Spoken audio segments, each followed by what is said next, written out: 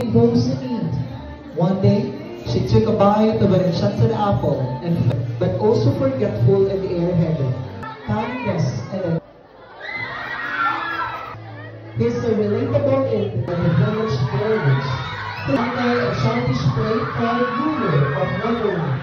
She is known for her explosive temper and is obsessed with ordering people beheading for even minor offenses, famously saying, "Off with their heads!" Her reign is marked by approval cocaine gained using the operation of the high seas. Wow! Contestant number 1.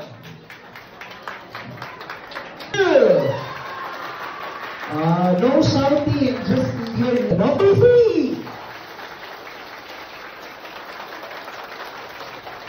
Let's get number 4. 5. Contestant number 6. No shouting. Contestant number 7. Number 8.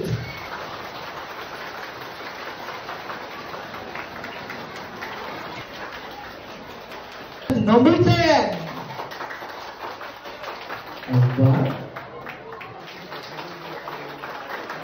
The scores and the rankings, no? Let's hear muna from our dearest school principal for 3, 2, 1. A round of applause once again. For adult tutors to please sign on the card. Yay! As part of our pledge of commitment, of course, we also have Aralino. The Kenyan Alphabet. Third placer is no other than contestant number...